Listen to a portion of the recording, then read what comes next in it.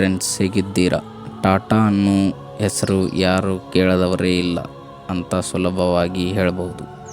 ಯಾಕೆಂದರೆ ಮನೆಯಲ್ಲಿ ಬಳಸೋ ಉಪ್ಪು ಟಾಟಾ, ಕುಡಿಯೋ tea Tata, Tata motors, Tata insurance, Tata steels ಮುಂತಾದವು. ಅಷ್ಟೇ ಯಾಕೆ, ನಾವು ಪ್ರತಿದಿನ ನೋಡೋ IPLನ ಸ್ಪಾನ್ಸರ್ ಕೂಡ ಈ ಟಾಟಾನೇ. ಈ ಕಂಪನಿ ಹೆಸರು ದೇಶದಲ್ಲಿ ಹಲವಾರು ಕಡೆ ಕೇಳಿಬರುತ್ತೆ. ಈ ಟಾಟಾ ಕಂಪನಿಯಲ್ಲಿ ಪ್ರಸ್ತುತ 6 ಲಕ್ಷಕ್ಕೂ ಹೆಚ್ಚಿನ ಕಾರ್ಮಿಕರು ಕೆಲಸ ಮಾಡ್ತಾ ಇದ್ದಾರೆ. ಹಾಗಾದರೆ ಈ ಕಂಪನಿಯನ್ನು ಯಾರು ಆರಂಭಿಸ್ತಾರೆ, ಯಾವಾಗ ಆರಂಭಿಸ್ತಾರೆ ಎಲ್ಲವನ್ನೂ ವಿವರವಾಗಿ ತಿಳಿಸ್ತಾ ಹೋಗ್ತೀವಿ. ಎಲ್ಲೂ ಕೂಡ ವಿಡಿಯೋ ಸ್ಕಿಪ್ ಮಾಡದೆ ನೋಡಿ. ವಿಡಿಯೋ ತುಂಬ ಇಂಟ್ರೆಸ್ಟಿಂಗ್ ಆಗಿದೆ.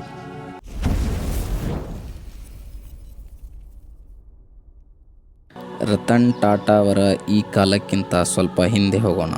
ಜಮ್ಶೆಡ್ಜಿ ಟಾಟಾ ಈ ಟಾಟಾ ಕಂಪನಿಯನ್ನು ಆರಂಭಿಸ್ತಾರೆ. ಅವರು 1868ರಲ್ಲಿ ಟಾಟಾ ಕಾಟನ್ ಮಿಲ್ಲನ್ನು ಆರಂಭಿಸ್ತಾರೆ. ಅಲ್ಲಿಂದ ನೋಡಿ ಈ ಕಂಪನಿ ಬೆಳೆಯಲಾರಂಭಿಸಿದ್ದು. ಈ ಜಮ್ಶೆಡ್ಜಿ ಟಾಟಾ ಅವರು ಕೂಡ ತುಂಬ ಒಳ್ಳೆಯ ಹಾಗೂ ಬುದ್ಧಿವಂತ ವ್ಯಕ್ತಿ ಆಗಿದ್ದರು. ಅವರು ಈ ಟಾಟಾ ಕಾಟನ್ ಮಿಲ್ಲನ್ನು ಸ್ಥಾಪಿಸುವ ಮೊದಲು ಚೀನಾ, ಇಂಗ್ಲೆಂಡ್ನಂತಹ ಮುಂತಾದ ದೇಶಗಳಿಗೆ ಭೇಟಿ ಕೊಟ್ಟು ಅಲ್ಲಿನ ಜವಳಿ ಉದ್ಯಮಗಳನ್ನು ತಿಳಿದುಕೊಂಡಿದ್ದರು. ಹತ್ತಿಗೆ ಬಹಳ ಬೇಡಿಕೆ ಇದೆ ಎಂದು ತಿಳಿದ ಅವರು ಭಾರತಕ್ಕೆ ಮರಳಿ ಬಂದು ಈ ಕಾಟನ್ ಮಿಲ್ಲನ್ನು ಸ್ಥಾಪಿಸ್ತಾರೆ. ಅದಕ್ಕೆ ಅವರನ್ನು ಭಾರತದ ಕೈಗಾರಿಕಾ ಪಿತಾಮಹ ಎನ್ನಲಾಗುತ್ತೆ.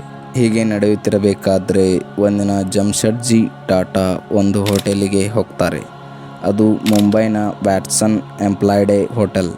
ಅದು ಆಗಿನ ಮುಂಬೈನ ದೊಡ್ಡ ಹೋಟೆಲ್ ಆಗಿತ್ತು. ಅದಕ್ಕೆ ಜಮ್ಶೆಡ್ಜಿ ಟಾಟಾ ಒಂದು ದಿನದ ವಾಸ್ತವ್ಯ ಹೂಡೋಕೆ ಆ ಹೋಟೆಲ್ಗೆ ಹೋಗ್ತಾರೆ. ಆದರೆ ಅವರನ್ನು ಒಳಗೆ ಬಿಡೋದಿಲ್ಲ. ಯಾಕೆ ಅಂದರೆ ಅವರಿಗೆ ಒಂದು ಬೋರ್ಡ್ ತೋರಿಸ್ತಾರೆ. ಅದರಲ್ಲಿ dogs and Indians not allowed ಅಂತ ಬರೆದಿರುತ್ತೆ. ಅದರಿಂದ ಕೋಪಗೊಂಡು ನೊಂದು ಬಂದ ಜಮ್ಶೆಡ್ಜಿ ಟಾಟಾ ಇಡೀ ಭಾರತದಲ್ಲಿ ಯಾರೂ ಕೂಡ ಕಟ್ಟಿರಬಾರದು ಅಂತಹ ಹೋಟೆಲ್ ನಿರ್ಮಿಸ್ತೇನೆ ಅಂತ ಮನಸ್ಸು ಮಾಡಿದ್ರು. ಅದೇ ರೀತಿ 1902ರಲ್ಲಿ ತಾಜ್ ಹೋಟೆಲ್ ಕಟ್ಟಿ ತೋರಿಸ್ತಾರೆ.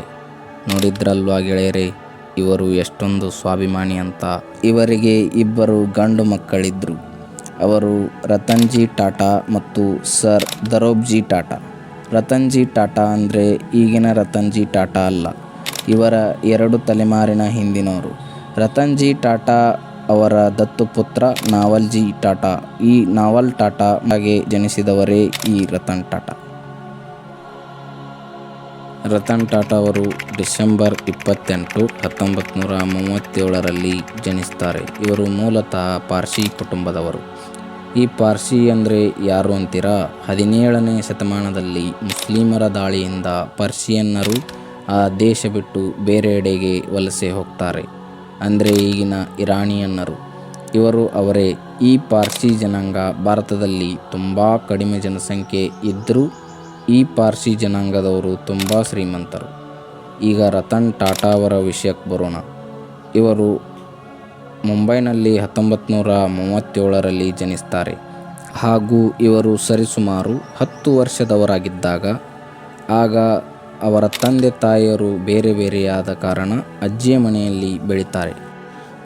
ತಮ್ಮ ಪ್ರಾಥಮಿಕ ಶಿಕ್ಷಣವನ್ನು ಶಿಮ್ಲಾದಲ್ಲಿ ಮುಗಿಸ್ತಾರೆ ಹಾಗೂ ಅಮೆರಿಕದ ಕಾರ್ನೆಲ್ ಯೂನಿವರ್ಸಿಟಿಯಲ್ಲಿ ಇಂಜಿನಿಯರಿಂಗ್ ಕಂಪ್ಲೀಟ್ ಮಾಡ್ತಾರೆ.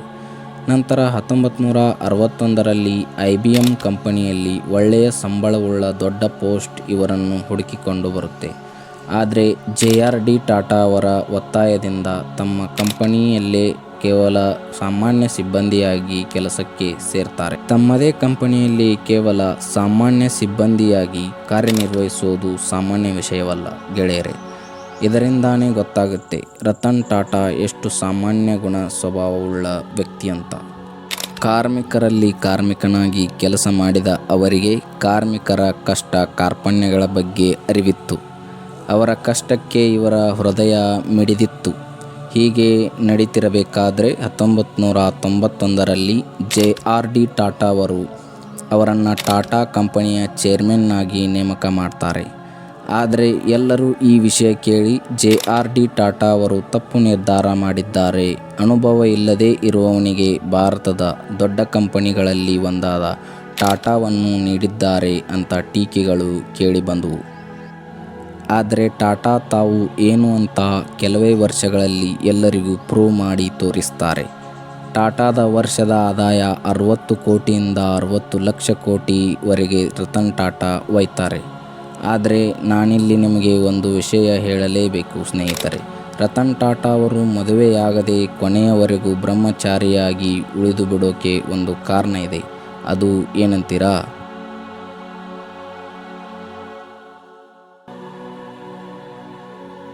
ಇವರು ಅಮೇರಿಕಾದಲ್ಲಿ ಇಂಜಿನಿಯರಿಂಗ್ ಓದ್ತಾ ಇರಬೇಕಾದ್ರೆ ತಮ್ಮ 25ನೇ ವಯಸ್ಸಿನಲ್ಲಿ ಒಂದು ಹುಡುಗಿಯನ್ನು ಪ್ರೀತಿಸ್ತಿದ್ರು. ಆ ಹುಡುಗಿ ಕೂಡ ಇವರನ್ನು ಪ್ರೀತಿಸ್ತಿದ್ದಳು. ಒಬ್ಬರಿಗೊಬ್ಬರನ್ನು ಪ್ರೀತಿಸ್ತಿರೋದ್ರಿಂದ ಇವರು ಮನೆಯಲ್ಲಿ ವಿಷಯ ತಿಳಿಸಿ ಮದುವೆಯಾಗಲು ಯೋಚಿಸ್ತಾರೆ. ಇಬ್ಬರ ಮನೆಯಲ್ಲಿ ಒಪ್ತಾರೆ ಕೂಡ. ಆದರೆ 1962ರಲ್ಲಿ ಚೀನಾ ಮತ್ತು ಭಾರತದ ನಡುವೆ ಯುದ್ಧ ಆರಂಭವಾಗುತ್ತೆ. ಆಗ ರತನ್ ಟಾಟಾ ಭಾರತಕ್ಕೆ ಬರುವ ಅನಿವಾರ್ಯವಿರುತ್ತೆ. ಆಗ ರತನ್ ಟಾಟಾ ಮದುವೆ ಮಾಡಿಕೊಂಡೇ ಹೋಗಲು ಯೋಚಿಸ್ತಾರೆ. ಆದರೆ ಆ ಹುಡುಗಿ ಪೋಷಕರು ಒಪ್ಪೋದಿಲ್ಲ. ಆಗ ಅಲ್ಲಿನ ಪರಿಸ್ಥಿತಿ ಸರಿಯಿಲ್ಲ. ಅಲ್ಲಿಗೆ ನಮ್ಮ ಮಗಳನ್ನು ಕಳಿಸೋದು ಸೂಕ್ತ ಅಲ್ಲ ಅಂತ ಮದುವೆಗೆ ನಿರಾಕರಿಸಿ ಬೇರೊಂದು ಕಡೆ ಮದುವೆ ಗೊತ್ತು ಮಾಡಿ ಆ ಹುಡುಗಿಯನ್ನು ಮದುವೆ ಮಾಡಿ ಕೊಡ್ತಾರೆ. ಇದರಿಂದ ತುಂಬ ನೊಂದ ರತನ್ ಟಾಟಾ, ನಾನು ಪ್ರೀತಿಸಿದ್ದು ಕೇವಲ ಒಬ್ಬಳನ್ನು ಮಾತ್ರ, ಈ ಹೃದಯ ಕೊನೆಯವರೆಗೂ ಅವಳಿಗೆ ಮೀಸಲು ಅಂತ ಬ್ರಹ್ಮಚಾರಿಯಾಗಿ ಉಳಿದು ಬಿಡ್ತಾರೆ. ಅದೆಲ್ಲ ಹಾಗಿರಲಿ, ರತನ್ ಟಾಟಾ ಅವರು ಟಾಟಾ ಕಂಪನಿ ಲೀಡ್ ಮಾಡಿದ್ದು ಹೇಗೆ ನೋಡೋಣ ಬನ್ನಿ. ಈ ರತನ್ ಟಾಟಾ ಅವರಿಗೆ ಒಂದು ಕನಸು ಇರುತ್ತೆ. ಎಲ್ಲ ಮಧ್ಯಮ ವರ್ಗದ ಕುಟುಂಬಗಳು ಕೂಡ ಕಾರ್ನಲ್ಲಿ ಓಡಾಡೋದನ್ನು ನೋಡಬೇಕು ಅಂತ. ಅದಕ್ಕಾಗಿ ಅವರು ಟಾಟಾ ನ್ಯಾನೋ ಕಾರನ್ನು ಮಧ್ಯಮ ವರ್ಗಗಳ ಕೈಗೆಟುಕುವ ರೀತಿಯಲ್ಲಿ 1 ಲಕ್ಷಕ್ಕೆ ಇವುಗಳನ್ನು ಬಿಡುಗಡೆ ಮಾಡ್ತಾರೆ. ಅವುಗಳು ಆರಂಭದಲ್ಲಿ ತುಂಬ ಸೇಲ್ ಆಗ್ತವೆ. ಆದರೆ ಮುಂದಿನ ದಿನಮಾನಗಳಲ್ಲಿ ಈ ಕಾರುಗಳು ಯಾವ ಸ್ಥಿತಿ ತಲುಪ್ತವೆ ಅಂತ ನಿಮಗೆಲ್ಲ ಗೊತ್ತೇ ಇದೆ. 1998ರಲ್ಲಿ ಟಾಟಾ ಇಂಡಿಕಾವನ್ನು ತಯಾರಿಸ್ತಾರೆ. ಆದರೆ ಈ ಮಾಡೆಲ್ನಿಂದ ಟಾಟಾ ಕಂಪನಿ ನಷ್ಟವನ್ನು ಎದುರಿಸುತ್ತೆ. ಅದಕ್ಕಾಗಿ ಅಮೆರಿಕಾದ ಫೋರ್ಡ್ ಕಂಪನಿಗೆ ಟಾಟಾ ಇಂಡಿಕಾ ಕಾರ್ ವ್ಯಾಪಾರವನ್ನು ಮಾರಲು ನಿಶ್ಚಯಿಸ್ತಾರೆ. ಆದರೆ ಫೋರ್ಡ್ ಕಂಪನಿಗೆ ಹೋದಾಗ ಮೀಟಿಂಗ್ನಲ್ಲಿ ಫೋರ್ಡ್ ಕಂಪನಿಯ ವ್ಯವಸ್ಥಾಪಕರು ರತನ್ ಟಾಟಾಗೆ ಕಾರು ತಯಾರಿಸಲು ಬರದೇ ಇದ್ದರೆ ಬೇರೆ ಕೆಲಸವನ್ನು ಮಾಡೋದು ಬಿಟ್ಟು ಎಲ್ಲಿಂದ ಬರ್ತೀರಾ ನೀವು ಅಂತ ವ್ಯಂಗ್ಯವಾಗಿ ಮಾತನಾಡ್ತಾರೆ. ಈ ಮಾತನ್ನು ಕೇಳಿ ರತನ್ ಟಾಟಾ ಮೀಟಿಂಗ್ನ ಮಧ್ಯದಲ್ಲಿಯೇ ಎದ್ದು ಹೊರಟು ಹೋಗ್ತಾರೆ. ಹೀಗೆ ಇಂಡಿಕಾ ಕಾರನ್ನು ಇನ್ನಷ್ಟು ಮಾಡಿಫೈ ಮಾಡ್ತಾರೆ. ಅದರಿಂದ ನಷ್ಟದಲ್ಲಿದ್ದ ಇಂಡಿಕಾ ಲಾಭದ ಕಡೆ ಸೇರುತ್ತೆ. ಆದರೆ ರತನ್ ಟಾಟಾ ಅವರನ್ನು ಅವಮಾನ ಮಾಡಿದ ಫೋರ್ಡ್ ಕಂಪನಿಯ ಜಾಗ್ವಾರ್ ಮತ್ತು ಲ್ಯಾಂಡ್ ರೋವರ್ ಕಾರುಗಳು ನಷ್ಟದಲ್ಲಿರ್ತವೆ. ಅವುಗಳನ್ನು ಮಾರಲು ಫೋರ್ಡ್ ಕಂಪನಿ ಮಾಲೀಕರು ಇಂಡಿಯಾಗೆ ರತನ್ ಟಾಟಾರಲ್ಲಿ ಬರುತ್ತಾರೆ. ಈಗ ರತನ್ ಟಾಟಾ ಅವರಿಗೆ ಸೇಡು ತೀರಿಸಿಕೊಳ್ಳಲು ಒಳ್ಳೆಯ ಸಮಯವಾಗಿರುತ್ತೆ. ಆದರೆ ರತನ್ ಟಾಟಾ ಹಾಗೆ ಮಾಡಲಿಲ್ಲ. 9,300 ಕೋಟಿಗೆ ಅದನ್ನು ಖರೀದಿ ಮಾಡ್ತಾರೆ. ಇವುಗಳನ್ನು ಕೂಡ ಲಾಭದ ದಾರಿಯಲ್ಲಿ ನಡೆಸ್ತಾರೆ. ಇದೇ ರೀತಿ ಹಲವು ಕಂಪನಿಗಳನ್ನು ಕೊಂಡು ತಗೋತಾರೆ. ಇದರಿಂದ ಇಂಟರ್ನ್ಯಾಷನಲ್ ಕಂಪನಿಗಳಲ್ಲಿ ಒಂದಾಗಿದೆ ನಮ್ಮ ಹೆಮ್ಮೆಯ ಟಾಟಾ ಕಂಪನಿ. ವ್ಯಾಪಾರ ಕಂಪನಿಗಳೆಂದರೆ ನಮ್ಮ ತಲೆಯಲ್ಲಿ ಬರೋದೊಂದೇ, ಲಾಭಕ್ಕಾಗಿ ಕೆಲಸ ಮಾಡೋದು ಹಾಗೂ ಸಾಮಾನ್ಯರನ್ನು ಕಬಳಿಸೋದು ಇವರ ಕೆಲಸ ಅಂತ. ಆದರೆ ಅದು ಟಾಟಾ ಕಂಪನಿಯ ವಿಷಯದಲ್ಲಿ ತಪ್ಪಾಗುತ್ತೆ.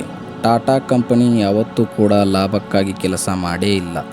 ತಮಗೆ ಬಂದ ಲಾಭದಲ್ಲಿ 66% ಬಡ ಜನರಿಗೆ ಬೇಕಾದ ಸೌಲಭ್ಯ ಒದಗಿಸಲು ವ್ಯಯ ಮಾಡ್ತಾರೆ. ಹೀಗೆ ಮಾಡೋದು ಪ್ರಪಂಚದಲ್ಲಿ ಕೇವಲ ಒಂದೇ ಕಂಪನಿ, ಅದು ಟಾಟಾ ಕಂಪನಿ. ಕರೋನಾ ಸಂದರ್ಭದಲ್ಲಿ ರತನ್ ಟಾಟಾ ಅವರು 500 ಕೋಟಿ ಸ್ವಂತ ಹಾಗೂ 1000 ಕೋಟಿ ಟಾಟಾ ಕಂಪನಿಯ ವತಿಯಿಂದ ದೇಣಿಗೆ ನೀಡ್ತಾರೆ. ಅವರು ಎಷ್ಟು ದಾನ ಮಾಡ್ತಾರೆ ಅಂತ ನಾವು ಯಾರಿಗೂ ಹೆಚ್ಚಾಗಿ ಹೇಳೋದು ಬೇಕಾಗಿಲ್ಲ ಅನ್ಕೋತೀನಿ. ಅವರು ಅಷ್ಟು ಶ್ರೀಮಂತರಾಗಿದ್ದರೂ ಎಷ್ಟು ಸಾಮಾನ್ಯರಂತೆ ಇರ್ತಾರೆ ಅನ್ನೋದನ್ನು ನಾವು ನೋಡೇ ಇರ್ತೀವಿ. ಇಂತಹ ಮಹಾನ್ ವ್ಯಕ್ತಿ ನಮ್ಮ ದೇಶದಲ್ಲಿ ಹುಟ್ಟಿರೋದು ನಮಗೆ ಹೆಮ್ಮೆಯ ವಿಷಯ. ನೀವೆಲ್ಲ ಕೇಳಬಹುದು, ಹಾಗಾದರೆ ಜಗತ್ತಿನ ಅಗರ್ಭ ಶ್ರೀಮಂತರ ಪಟ್ಟಿಯಲ್ಲಿ ಇವರ ಹೆಸರೇಕಿಲ್ಲ ಅಂತ. ಇವರು ತಮ್ಮ ಕಂಪನಿಯ ಆದಾಯವನ್ನು ಎಲ್ಲೂ ದಾನ ಮಾಡದೇ ಇದ್ದಿದ್ರೆ ಈಗಿನ ವಿಶ್ವದ ನಂಬರ್ 1 ಶ್ರೀಮಂತ ಎಲಾನ್ ಮಸ್ಕ್ ಕೂಡ ಇವರಿಗೆ ಸಮವಾಗ್ತಿರ್ಲಿಕ್ಕಿಲ್ಲ.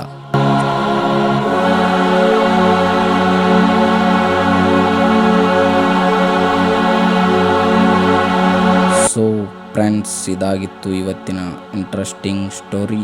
ಈ ವಿಡಿಯೋ ಇಷ್ಟ ಆಗಿದ್ದರೆ ನಿಮ್ಮಿಂದ ಬಯಸೋದು ಕೇವಲ ಒಂದು ಮೆಚ್ಚುಗೆ ಮಾತ್ರ. ಮತ್ತೆ ಸಿಗೋಣ ಮುಂದಿನ ವಿಡಿಯೋದಲ್ಲಿ. ಬಾಯ್ ಬಾಯ್.